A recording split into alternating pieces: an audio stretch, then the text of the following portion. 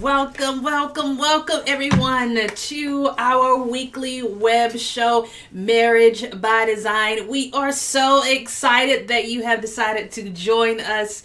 We are James and Yolanda Penn, and we are excited about today's topic. If you are on our Facebook page, then you already know what the topic is. It is about feminism and marriage. Right? We're going to dig into this topic for today. And we also want you to go ahead right now before we really dig into everything. Share, invite, comment, make sure that you swipe left, right, up, down. I don't know which way you got to swipe, but go ahead and do that and share this out to all of your friends. And specifically, if you know someone that needs to see this, go ahead and tag them right now so that they can see the show. And if you are watching on our individual pages, just know that this show will die down in just a couple of minutes, and then you need to jump over to the Marriage by Design and check us out there, okay? Yeah, so go ahead and hit the turn on notification button as well. So anytime that we're going live on Marriage by Design, that you get that as well. We're going to get into our topic, feminism and marriage. And before we do, we got a couple announcements. And of course, we're going to get into the book of the week. All the same stuff that we do each and every week here on Marriage by Design. And definitely chime in if you got comments. We'll engage with you as well. This is live. For those catching this live, welcome to the replay viewers as well. But we got a couple announcements to go ahead and get into. If you haven't heard about the engagement, where you been, the engagement and experiencing love and learning before and after I do is taking place Saturday, February 11th. Babe, a lot of people are wondering why they need to be at the engagement. Of course, we've been talking about, hey, if you're married, people think of being engaged as something, prior to marriage. But guess what? You need to stay engaged in your marriage. That's right. So I know some people say, well, I got a lot of issues and challenges going on in my marriage. Can one event really, help me out? Is it even worth it to come? Absolutely. Any effort, anything that you could do if you haven't challenges in your marriage, it's no cost of resources or time or effort. There's no cost that's too big for that. And there's some people that have a great marriage going on. They're like, why do I need to be there? I'm good. I'm good. You know what? John F. Kennedy, he said the best time to repair your roof is while it's sunny, right? Before the rain comes. So it's never, your marriage is never too good to have preemptive maintenance going on. So you need to come on out. And if you're single, right? Talk to the singles real quick. If you're single, then you need to come out because you need to prepare yourself for marriage. Right. If I could have had something like this before I could have got, if James could have been involved in something like that, the mentorship. She'd have been a much better wife. The mentorship, how I would have known how to talk to James, communicate better with him. You're going to learn all those different things. And then the singles issues, we're going to tackle those things. We're going to have sessions just for singles, right? Single men, single women, so that you can know what to do when you get married. Yeah, so we're gonna help all the ladies be better wives. So men, bring your women out. We're gonna tell them how they can get this together. Matter of fact, we got a little promo for you. We want to share a promo with you in case you ain't got your tickets yet. What you're waiting on? Go to whatistheengagement.net to get your tickets. But check out the promo and you can get all the details. Design proudly presents The Engagement. An experience in love and learning before and after I do. Saturday, February 11th. 3 power-packed sessions. An evening gala. The Embassy, Greensboro. Register now at theengagement.themarriagebydesign.com. See you there. So there you have it. Whatistheengagement.net. Go ahead and get your tickets. Listen, we're going to have live entertainment at the gala. You saw it's a seminar during the day, a gala in the evening. We got some live entertainment. We got real love music. I've been bumping that, so I'm not going to sing tonight, right? Maybe celebrate real love, right? They're going to be in the place. We got RJ Ministries, Rodney and Jennifer Milton are going to be in the building. We got live entertainment, and we just packing this event with so much value. You want to be there. Community partners, you may have something. You may have a service or a product that you want to get in front of people, this type of demographic that are out there to work on their marriage. We have a few slots left open for our community partners to be able to partner and promote that. We're going to be shouting out our community partners. And then also, this is exciting right here, couple of the year. Yes. So we're going to be recognizing a couple of years. Tell them about the couple of the year recognition and honors that we got going on. Definitely. Well, we were searching for a couple that exemplified what we thought was a couple of the year. A woman that was a wife and in her womanly role, as well as a man that's leading the house, that's being that protector, provider, and guide. And so we put out there as a nomination, friends, go ahead and nominate who you think would be the ideal couple of the year. Right. And we had so many people say, I think this person would be great. This is the married couple that you definitely have to decide. We're looking for the power couples. Where the power couples at? Yes. So we got a couple nominations. Listen, here's what we're going to do. We're going to take the top 3 nominees and we're going to determine, we're going to select, we're going to talk with our committee. We're not working on this event alone, right? Shouts out to everybody that's giving us help. The Singles Corner, Precious Harris, Tanika Tate, Jennifer Barber. Shouts out to Leslie Wright. Shouts out to Stevie Mills. We got so many people that's helped us with it. So we're going to get together and we're going to select 3 finalists. We're going to select 3 finalists for our couple of the year honors. And you're going to get a chance to come to the event. Hey, you don't have to hold off on buying your tickets. We'll refund you your ticket money if you already purchased it. But we got a couple nominees here. Sherry and Jim Thompson. Shouts out to you. Delisha and Deacon Moore. Felicia Andrews and her husband got nominated.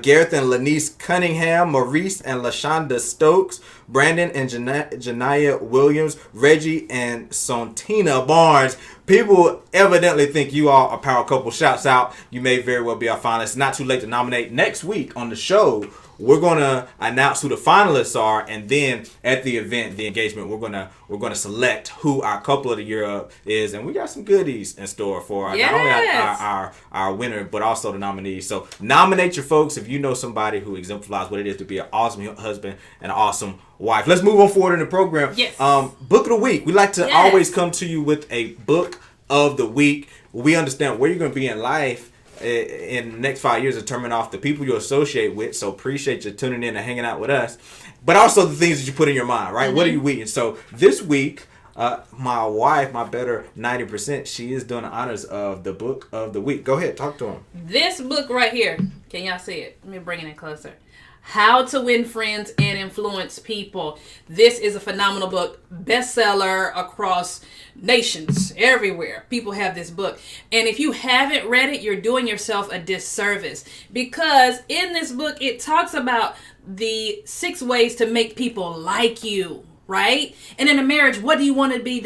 You want to be liked. I remember picking up this book and reading it and being able to apply so much of the information to our marriage. And so it also talks about ways to win people over to your way of thinking. This is so important for women, I believe, because I don't want to win James over to my way of thinking by bullying him and using masculine traits and qualities. I want to win him over with softness. I want to win him over with other things, other characteristics that are feminine.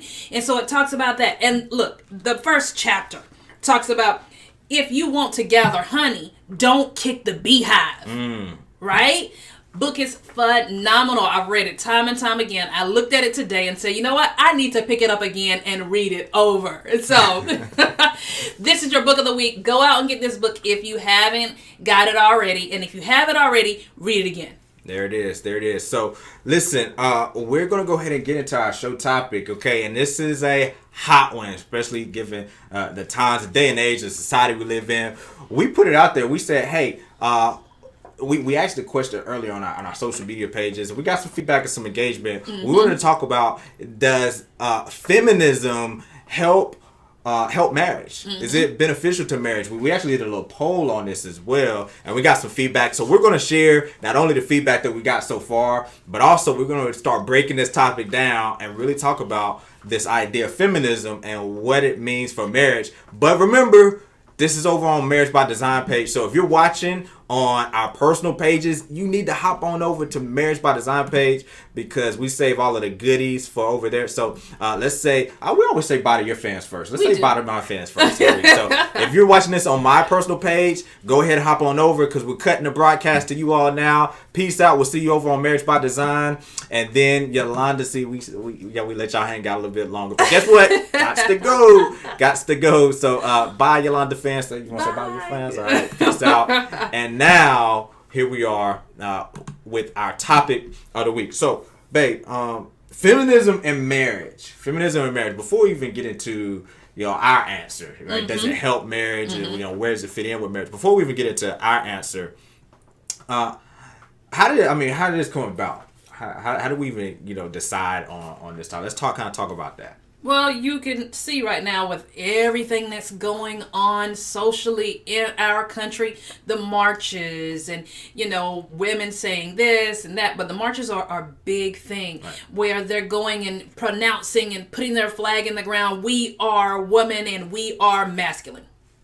We are women, we're masculine. Wow. I didn't see that sign, right? But it probably was out there, and you're kind of giving them a little hint as to where we stand on this. But before we even get into that, when we talk about the poll, right, the feedback that we got from different people, most of the feedback we got was that people didn't think it really mattered at all.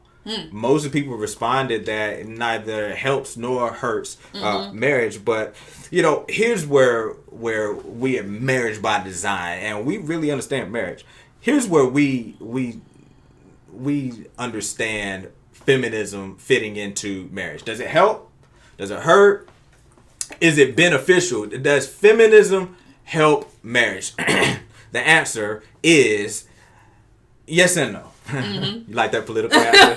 Right? Very political. Very political. Political times. Yes and no. There you go. So everybody who was waiting to hear yes and no. It really just depends on what you mean by feminism. It depends on what you mean by feminism. So let's break this down. Let's look at what the word feminine means, right? Because you have feminist movement, you have feminism, but what is feminine? Let's break it down to the root. What is feminine mean? We did a little looking into this. We was looking into the etymology. We was preparing ourselves for the show, all kinds of different stuff. But just the basics, simple definition. It says having qualities or appearance traditionally associated with women, right? Characteristics unique to women, right? So that's what feminine is, and let's talk about it. What are some of those? Okay, that's the definition. Characteristics unique to women. But what does that mean? What does that mean? Right. Just what it says: being nurturing, being affectionate, being gentle and refined. Right. Sensitive, tender, helpful. All of those different things are traits. You're embracing your feminine traits. Right. So when we say feminine from that standpoint, embracing those feminine traits is absolutely positive, right? So when we say yes, it helps, embracing those traits. But what's interesting is, as I was even, we were doing our research for the show, I did a Google search for feminine traits, and it had a list. There was a image that I saw. There was this photographic that had this pink. It was cut down the middle. It was pink, and then it was blue. And I Google searched, mind you, feminine traits, but this said stereotypical gender traits or something along those lines. And it was everything under the female side was negative. Oh wow! It had a negative connotation behind it all. And that's really interesting. It's really it's really sad if you ask me that just looking for feminine traits, there's this pervasive idea that feminine traits are negative. Right. Because when I look at that list there, when I look at that, when I see nurturing, affectionate, helpful, tender, that's awesome. I know certainly as a man, I certainly want a woman that has those type of traits. So that's what the word feminine actually means. But the idea of feminist movement, the idea of, there's one thing what the word feminine means, but then there's a idea of a feminist movement, right? So what's the popular idea behind that? Well, the popular behind the idea behind the feminist movement. First, I'll say it started, several years ago. But the popular idea is you want to be equal to a man. You are that strong woman. Okay. Yeah, it really does break down to those two main areas. When you think of the popular ideas, either number one, it's an idea of being equal to a man, or number two, it's about being strong, right? Women are strong. And let's kind of dissect this and unpack it a little bit. When we talk about the first idea and women being equal to men, well, what say you, Yolanda Penn? Women and equal to men. What say you? I don't want to be your equal. I really think that women have to embrace that we are superior in some areas, we're inferior in other areas, and we don't have to equal and match up. If that was the case, then I could be with, if I want to be equal, I could be with a woman and you could be with a man, right? But we complement each other. And that complement of each other builds the marriage, therefore being able to build a family or whatever else that we want to do, whether it be business or whatever else. Because if we're both strong in the same area, why is there a need for anything else? I don't need for you to be strong in an area that I'm strong in. Right. I need to be strong in an area that you're weak in. Right. No, even when I'm looking for business partners, I've come across people and we are looking to partner up and we realize, wait a minute, we kind of do the same thing. We have the same strengths and we have a tendency to gravitate toward each other and we enjoy, oh man, you do the same thing I do, but it would not make sense for us to partner together, because I need somebody who is strong in the areas that I'm weak. So when you talk about how there are areas where women are superior, are women equal to men? Well, they're not equal, they're not superior, they're not inferior. They're all of that. They're superior in some areas. There's areas where men are stronger, and then there are areas where we are equal. Obviously, in value as human beings, clearly we're equal, in our value and in our importance. But I certainly. I'm horrible at rearing children, bearing, birthing children. I just can't do it. And just something else to add, just like you talked about your business partner, you and him or whatever, y'all had the same characteristics. What that does then is cause a competition between us. And so now, if we're both trying to lead, I'm competing with my husband to lead when I shouldn't have to do that. We should complement each other. So let's talk about that second point then, strength. Right? You talk about leading and strength and things of that nature. The feminist idea, the feminist movement of a strong woman, right? These popular ideas, because again, going back, when we read those traits of the word feminine, right, it's not the same idea of strength that you hear in the popular notions of today. So what do we have here? Aggressive, right? This aggressive idea that strong is aggressive. Right, it comes off aggressive. Independent. That's a big one. Oh man, and it is a big one. Yeah. The anthems, the women anthems that are independent women, all these different things. I don't.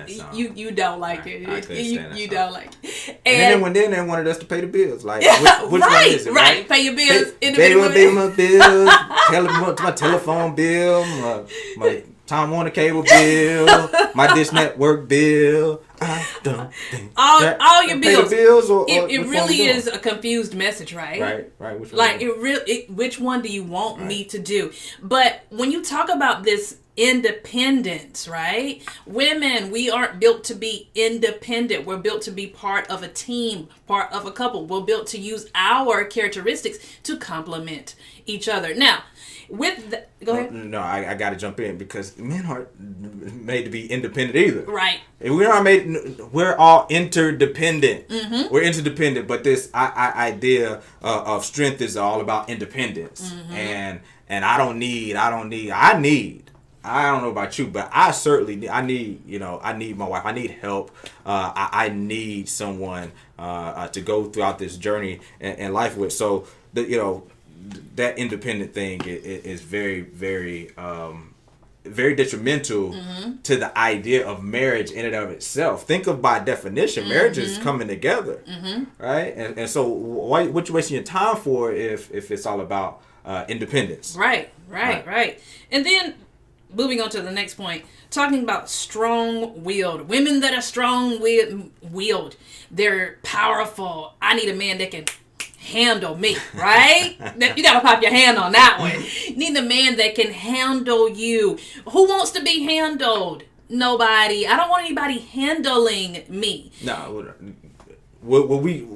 There was a sister. There was a video that we saw. A powerful sister. She was talking about this very topic. Talking about women who use the line about, well, I just need a strong man that can handle me, right?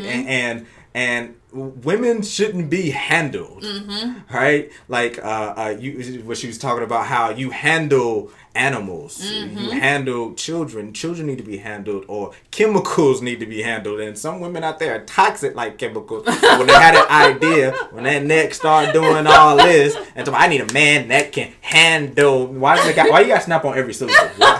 Handle, right? And why they do that reach thing as they lean forward like they about to fall and they grabbing something and they single. And they single.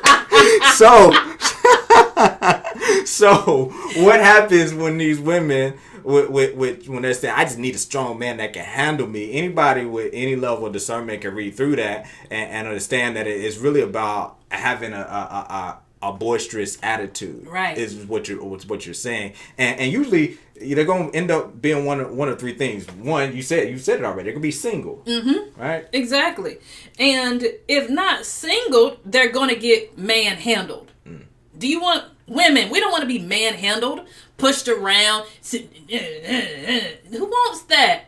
That's just some of it, and you can go even deeper into the physical and emotional abuse that comes with that. Now let's pause there for a moment, right? Because clearly, and it should go without saying, but you gotta always, put it out there because people might misconstrue.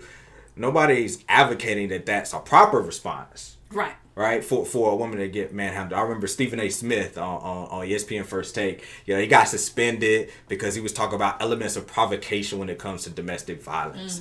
And when we just look at what the word provoke means, right? By definition, it's true. Listen, if I leave my car running, right, in a area that's known for crime, with the keys in it and the door open, I may be provoking someone to steal my car. Doesn't mean that it's right for them to steal it. Doesn't mean they're justified in it. But you can provoke something even when what you're provoking isn't right. What do we mean by that? We've seen and we've witnessed women, attacking men because they are strong women and things of that nature. What Chris Rock say, it ain't never a reason, to do it, right? It's not right. But you might shake her, right? He talk about, he said, what did he say? It's an excuse to kick a old man down the stairs. Just don't do it, right? Just don't do it. So one, we talk about, I need a man that can handle me. One, you get handled, right? Manhandled, and that's not, you don't want to see that happen, right? Domestic violence is a horrible, a horrible epidemic that's taking place in this country, and it's never right. It's never right, and women should be mindful of doing anything that would even provoke it, being warranted or not. Don't provoke it. And number two, they end up staying single. You talked about that. They stay single and they end up, pounding their chest about, they plant that flag, right? I'm a strong woman. I don't need no man. And okay, well, if that's what you desire, then that's cool. Or number three, what happens? You just find the man that will bow down to you, and now you're the man in the relationship, and he takes on the feminine roles. So that emasculated man, and talking to baby. Well, the truth of the matter is that like a strong man is going to be repelled by a woman who finds her strength in being obnoxious, or finds her strength in taking on a pseudo masculine role. And when we talk about the proper roles of feminine, we talk about the traits that went with being feminine, nurturing and being helpful. Look at professions that women are traditionally, known for. Nursing and a lot of social type of fields. It is about helping, and that's in line, right? We talk about estrogen, okay? Estrogen, and testosterone. These roles and the ideas of feminine traits, they're not just something that arbitrarily made up. Well, that's just traditional, traditional. Estrogen actually creates physical, mental, and emotional makeup. Right. And then part of that emotional makeup, or that mental makeup, is being emotional. Part of makeup is being emotional. And when it's in balance, that's a good thing. Oftentimes I find that, women have a high level of intuition. Oh, yeah. Way more than us men, because we're like, so analytical and focused and steadfast and straightforward. The women typically have intuition, right? And so there's pros and cons to all these different things here. But let's move forward. Do you have anything to add to that? No, go. Gotcha. Well, so what are we saying? Are we saying that women should be weak since they shouldn't be strong? Right? So we're saying, well, strength, don't be strong, don't be strong-willed, don't do that. Are we saying women should be weak? Not at all. You find your strength in your identity. You embrace who you are as a woman. And ladies, I had to learn this. Because I was taught, go out, get yours. Nothing wrong with getting your education, getting all these different things. But I was so far on the left side that I was now dating James, and I have these aggressive qualities and all these different things to where people be like, you with Yolanda? He got that all the you with Yolanda? But I didn't treat him like that at home. But what people saw when I was out was this aggressive, assertive leader, drawn, pushing people. And so I had to kind of calm down and calm back. And then also when I was working outside of the home, I was in a sales environment. And I physically and mentally had to make a switch when I came home because I didn't want to bring all that aggression, all that assertiveness, all that leadership, all that things into our household. So if you are in a sales-based environment, ladies, and doing all those different things, make a mental switch before you walk into your house so that you can let your husband still be the head leader, provider, God. Let him do those things. And that's a challenging space to be in when you're in a profession that demands masculine traits. Yes, it is. You're in a profession that demands masculine traits. It's challenging because you're being asked to cut that on from 8 to 5, 9 to 5, and then cut it back off when you get home. So that's very, very challenging. So you talked about embracing the feminine traits. It's so interesting when you really think about it, now that we've really broke down what the word feminine is. What do these traits really look like? Characteristics that are unique and natural to women. We're talking about even from the chemical makeup of estrogen, pushes you into a certain emotional state. Those traits that come along with that, the feminist movement seems to be anti-feminine traits. So it's really interesting because what a strong woman really is, right? We broke it down a couple different things. Number one, a strong woman who embraces her feminine role. A strong woman, she knows how to influence without aggression. Oh, yeah. Just that influence without aggression. You want to talk about that? Yeah, influencing without aggression. You don't have to be aggressive. I can come to you in a sweet, just like the book what I was talking about. How you don't have to be aggressive. You don't have to fight and feel like I have to attack my husband to get him to do what I want. There are ways that you can do those different things. And we're going to get into a lot of detail about that, ladies, at the engagement. Right. And, they say, the man's the head, but the woman's the neck. Yes. Right. So the man's leading, but the woman's the neck, and of course we know the neck turns the head. So there's ways for you to have influence without being aggressive. Number two, women, strong women are in touch with their emotions, not overwhelmed by their emotions. Talk to us about that balance of embracing the emotional side of the female sex without letting that overwhelm you. Okay. Men don't want an overly emotional woman. He wants, or I should say, most men want a woman that is stable in their emotions, not all the time up, not all the time down, even, right? Being able to understand that, oh, okay, ups are going to come, downs are going to come, and react to those different things in that way with the sweetness and the kindness, and know that it's going to be okay, I would say. And talking about being the more emotional of the two sexes, that's beneficial. That's beneficial.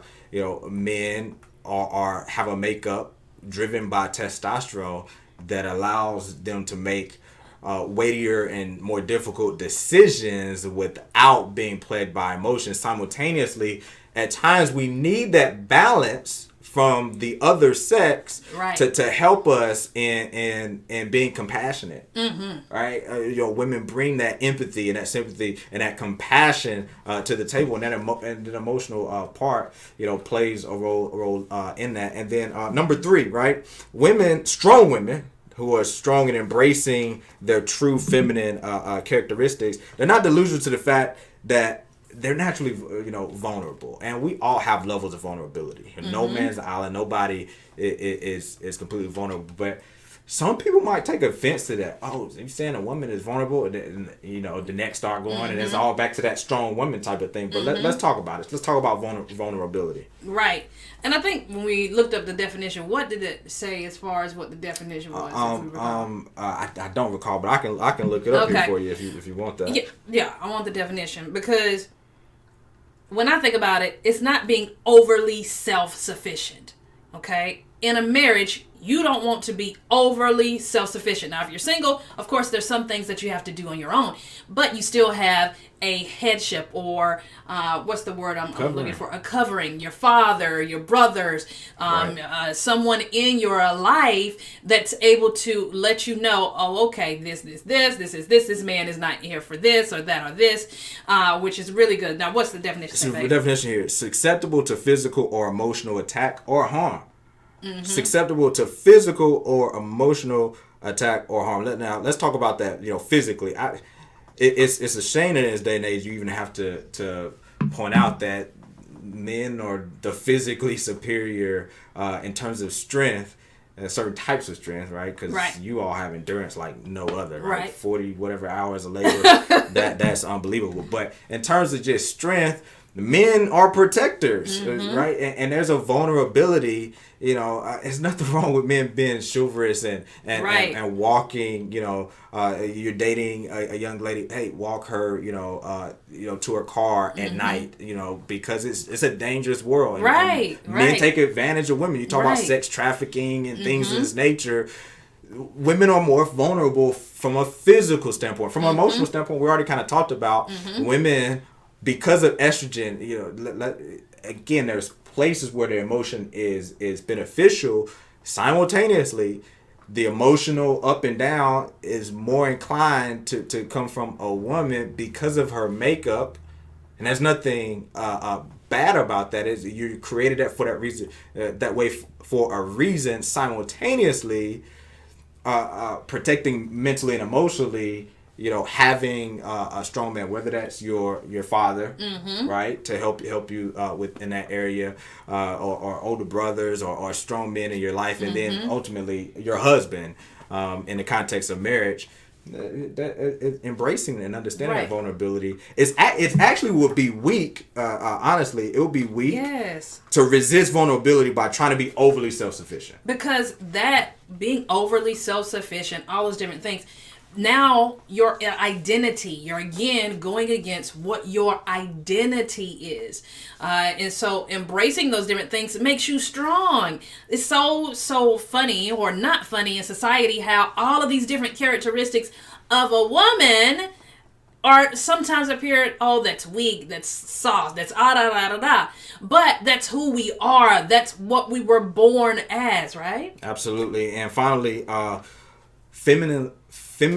that's tough to say. Femininely strong women aren't fearful of submission and supporting. Talk to us about that. Well, I know I'm not fearful of submission and supporting because I'm behind you, right?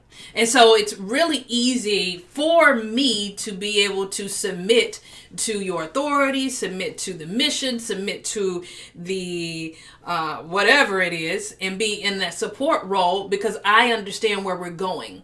And it's an order. It's an authority, you know, but it's an order. You're putting yourself submission, like submarine, right, under the water.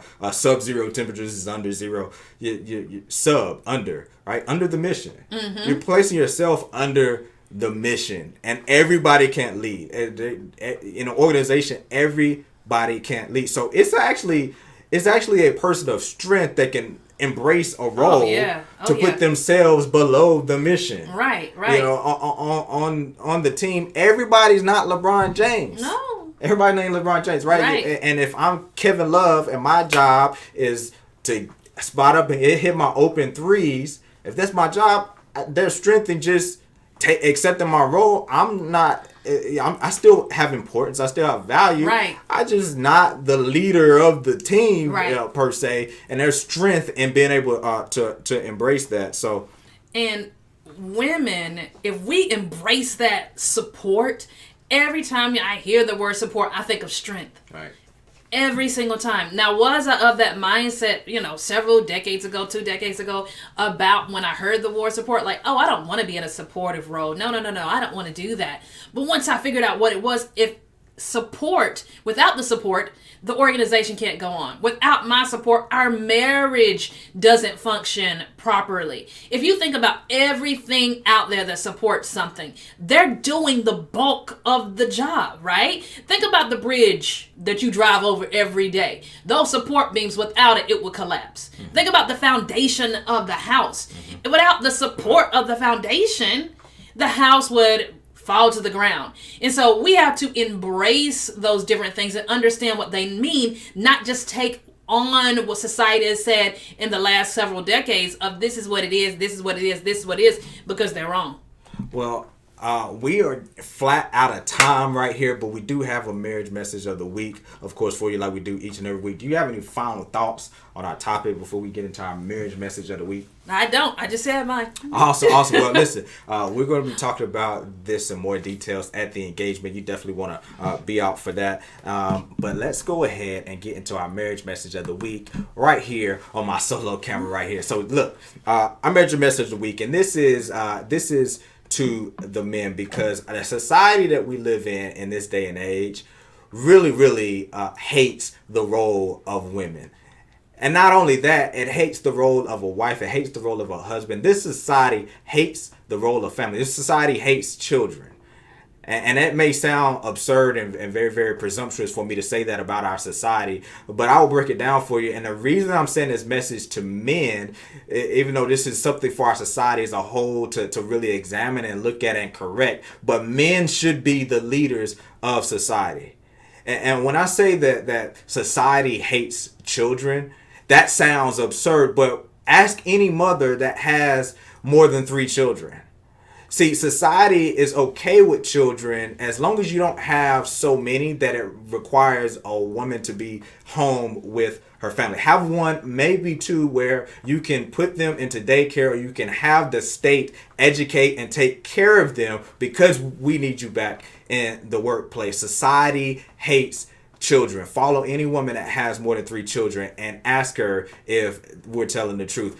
Society hates men being in their true roles as men. You see all of the comedic relief in this day and age is moving toward men being emasculated and made to be like females. Society hates men being strong men, and society hates women being feminine and hates women being wives. And men, my message to you is we have to be the leaders in shaping women being able to embrace that role of being feminine. Number 1, listen, we have to respect women's feminine role, and they are more likely to embrace it. You got to respect a woman's role, and they're more likely to embrace it. We hear so many subconscious subconscious clues that we don't respect the value of what women bring to the table when we say things such as just a stay-at-home mom or just taking care of the house.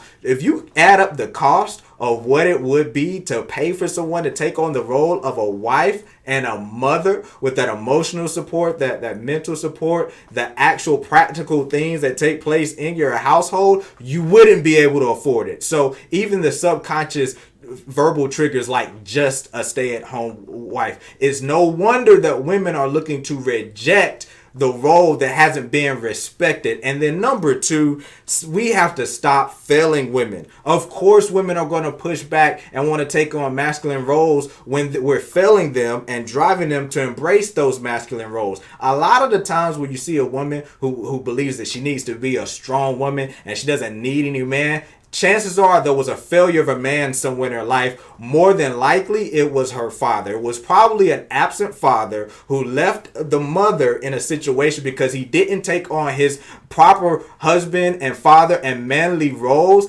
and it put the woman in a position where, of course, she's going to embed into her daughter. Make sure you don't need no man to take care of you, girl. Make sure you go out there and get your own. Make sure you're strong, aka make sure you're masculine, because there aren't enough masculine men out there to fulfill that role. So men, we have to step it up, and that's how we're going to shape our society. So that's our marriage message of the week. Back on camera, ladies and gentlemen, that's our marriage message of the week. Go ahead and share this out so people can get the replay between now and February 11th. The engagement. Go ahead and get your tickets, www.whatistheengagement.net. And between now and then, go out there, design the type of life you deserve for you and your family, and we will see you on the journey.